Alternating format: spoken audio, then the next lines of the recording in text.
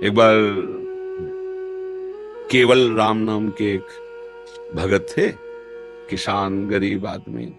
पहले हमने देखा है गांव में बहुत गरीबी होती थी, अब तो थोड़ा आर्थिक व्यवस्थाएं सुधरी हैं, क्योंकि पहले ट्यूबवेल आदि की व्यवस्थाएं नहीं थी, बहुत मुश्किल से सिंचाई होती थी और खाद आदि भी नहीं थे। गाय के गोबर आदि की खाद डाली जाती थी। 1 बीघा खेत में 6 मन या 8 मन गेहूं पैदा होता था।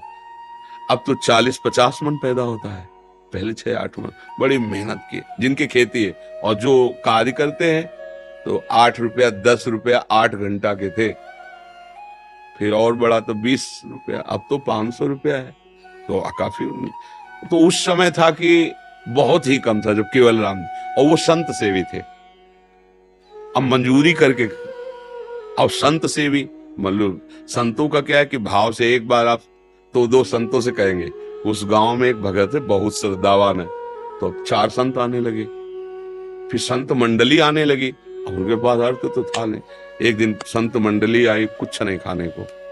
अब आसपास धनी पुरुषों के पास गए कि अगर हमें आप उधार दे दे, जो सेवा कर रहे हैं कर दे, आज हमारे यहाँ बहुत भाग्य खुल गया, संत आए हैं, हम उनको तो कोई उधार भी देता है तो कुछ देख के देता है ना।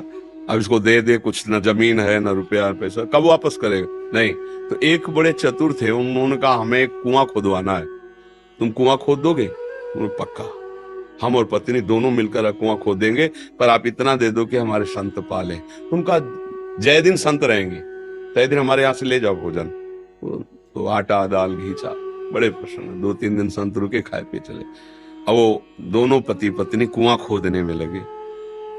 एक फावड़ा मारते राम, राम भगत, वो तसला उठाते राम, नाम लेते हुए ऐसा 60 हाथ खोदने पर तब कहीं पानी निकलता था। तो अभी 40 हाथ ही खोदा होगा, कि वो पत्नी तो ऊपर थी और बीच से रज भसक गई और कुआं तुप गया। तो 20-25 हाथ मिट्टी उनके ऊपर। अब सेठ ने कहा कि भाई हम क्या कर सकते हैं, और उस समय जेसीबी वाला जमाना तो था नहीं, पुराना समय। कहा भाई हम तो पैसे भोजन दिया था, तय किया था खुदवान, और मर गए कैसे? अब इतना खो कैसे भाई? कोई यंत्र हो तो जल्दी जल्दी। और फिर मनुष्य जीवन तो एक क्षण का है, श्वास पूरी नहीं तो मर जाओगे भाई, आधा मिनट, पौन मिनट, 1 मिनट, इसके बाद तो दम घुट जाएगा, प्राण तो मर गए। ऐसा सबको पत्नी को समझा बुझा के कुछ दे ले खान पान के, कि भाई वो तो पधारी गए हैं, अब जब आपको जरूरत हो हमसे ले जाना, ये सहयोग कर सकते हैं। अब तो ऐसा तो नहीं कि कुआं खोदा जाए जिंदा मिले। पर वो राम राम जपने वाले एक एक फावड़े पे कुआं पूर दिया गया कि ये ठीक नहीं है, सुगुन हो गया, आदमी मर गया उसमें। एक दिन वहां से कोई राजा निकल रहे थे, मार्ग था, तो उनको सुनाई दिया राम राम। ऐसी मधुर अमृतमयी वाणी की वो अपने रथ से उतरे, उनका ये किस भगत के द्वारा आर्त भाव से भगवान को पुकारा है। अरे यार तो कोई भगत नहीं। बोले नहीं, आवाज के सारे वहां गए। बोले यहां से आवाज आ रही? तो लोगों ने कहा हाँ, 1 महीना पहले कुआं खोद रहे थे केवल राम जी, तो मिट्टी गिर गई तो मर गए। बोले नहीं, आवाज आ रही, सुनो। तो राम राम। अब वो तो राजा थे, तुरंत हुक्म किया, तो बड़े जो राजकीय विभाग सैनिक सब लगे, मिट्टी हटाई गई।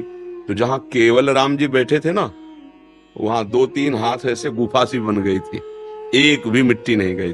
और जब वहां खोद के पहुंचे तो देखा सामने सुंदर भोग और शीतल जल। 1 महीना हो गए थे दबी हुई, बस ऐसे बैठने के कारण थोड़ा पीठ टेढ़ी हो गई थी। वो कहा पूरे स्वस्थ, भोजन पानी सब वही। कौन दे रहा है? जो अखिल ब्रह्मांडों को दे रहा है। अगर गृहस्थी में हो, अपना कार्य कर रहे हो और नाम जप कर रहे हो, तो महान भक्त हो। भाई ये बातें हमारी केवल कथा सुनने में तो अच्छी लगती, लेकिन समझ में नहीं आती। अगर हम अपनी नौकरी में, अपने व्यापार में, अपनी किसानी में अपने भगवान के स्मरण को सम्मिलित कर ले, तो हम महाभागवत हैं। बिल्कुल, इसमें बिल्कुल डरने की जरूरत नहीं कि अब हम भजन करेंगे तो गोली कैसे चलाएंगे। वो भी भजन है, जैसे माला से भजन हो रहा है वैसे गोली चलाने। अगर तुम्हारा अधिकार है और कानून व्यवस्था आदेश करती है उसको दंड देने के लिए, तो वो दंड देना भी भजन ही होगा। ऐसा